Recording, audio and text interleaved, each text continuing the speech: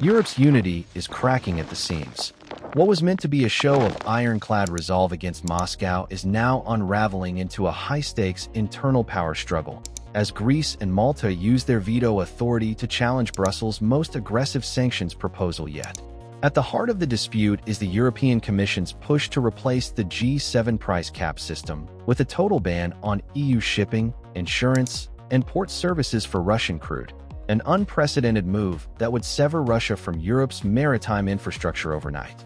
For Athens and Valletta, however, this is not simply a foreign policy decision, but an existential economic threat, one that could devastate their shipping sectors and ripple through global energy markets. Behind closed doors, diplomats are scrambling to broker a compromise before the February deadline.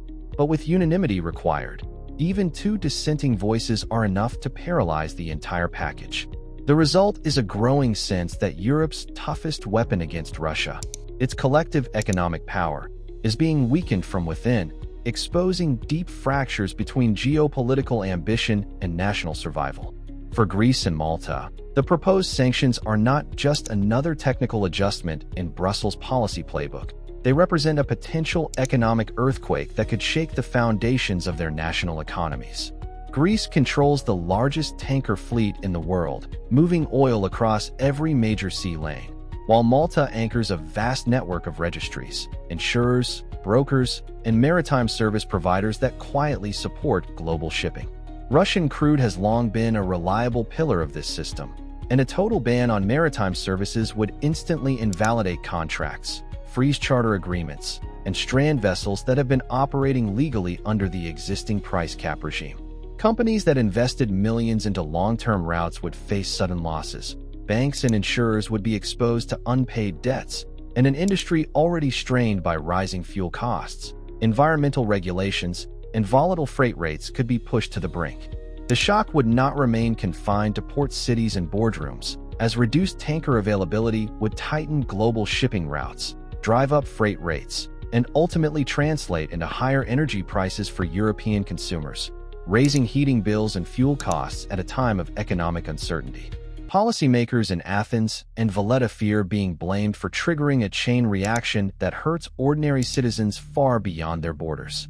At the same time, officials warn that if European fleets are forced out, Russian exports will not disappear, but will simply migrate to unregulated shadow vessels operating under opaque ownership, weaker safety standards, and higher environmental risks, eroding Europe's influence over global shipping norms. In their view, cutting off legitimate operators does not cripple Moscow. It hands the trade to riskier actors. This is why Greek and Maltese leaders frame their resistance not as defiance, but as economic self-defense, arguing that full compliance would mean sacrificing an industry that underpins national prosperity in exchange for uncertain geopolitical gains. Beyond immediate financial losses, Greece and Malta also fear long-term structural damage to their maritime dominance, warning that once shipping routes and client relationships are lost, they may never fully return. Global energy traders and charterers are already exploring alternatives in Asia and the Middle East, where regulatory barriers are lower and political risks are perceived as more predictable. If European operators are pushed out now, competitors from China, India, and the Gulf could permanently absorb that market share, weakening Europe's position in global logistics for decades. This would mean fewer investments in European ports, reduced demand for maritime services, and shrinking employment across coastal regions that depend heavily on shipping revenues. Training academies, shipyards, maintenance firms, and insurance hubs would all feel the impact. Officials in Athens and Valletta argue that sanctions should weaken Russia without hollowing out Europe's own strategic industries, yet they fear the current proposal does precisely that. By forcing compliant companies to exit while shadow operators expand, the policy risks creating a two-tier maritime system, one transparent and regulated, the other opaque and dangerous.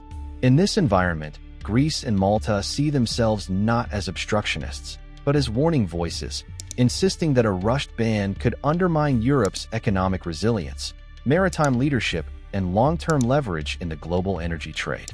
As Western pressure intensifies, Russia's shadow fleet is evolving from a loose collection of aging tankers into a semi-organized parallel shipping system designed to survive sanctions and enforcement campaigns. Dozens of vessels have abandoned obscure or fraudulent registries and reflagged under the Russian banner, seeking political protection and legal cover as they move sanctioned crude across contested waters. Many of these ships routinely change names, ownership structures, and management companies, creating layers of opacity that frustrate regulators and insurers alike.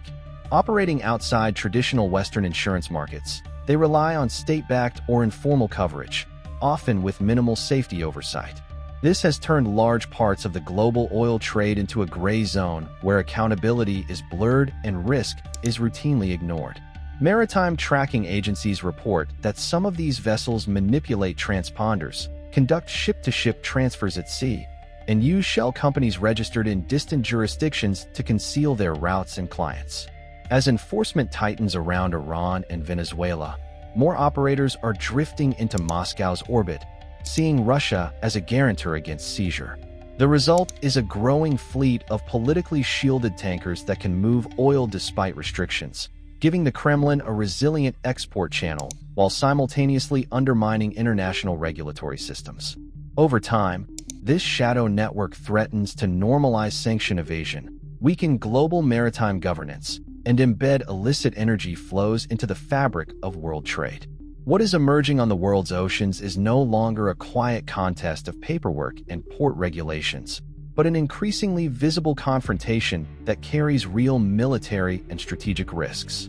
Western governments are expanding maritime surveillance, deploying drones, satellites, and naval patrols to track vessels suspected of evading sanctions, while ports are tightening inspections and denying entry to high-risk tankers. Britain's reported plans to field sea-based drone systems mark a turning point, signaling a shift toward persistent, automated monitoring of key shipping lanes. France, Germany, and Italy have already begun detaining or restricting shadow vessels, testing the limits of legal authority in international waters. Each interception, however, carries the risk of diplomatic escalation, especially when ships are flagged to Russia or linked to state-backed entities.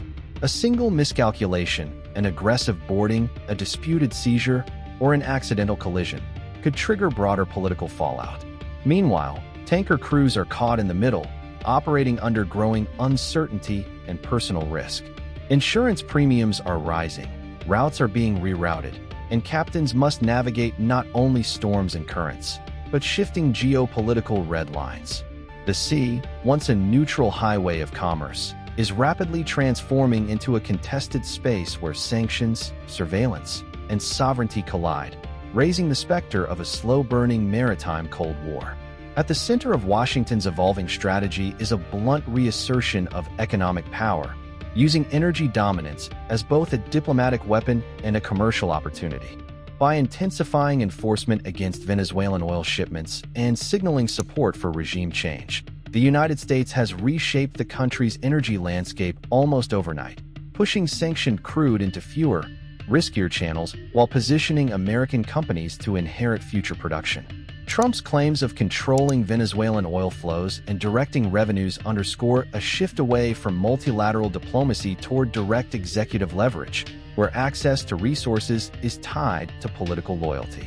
Major energy giants such as Exxon, Chevron, and ConocoPhillips are now preparing for a post-sanctions environment in which U.S. influence will be embedded in Venezuela's infrastructure and export systems.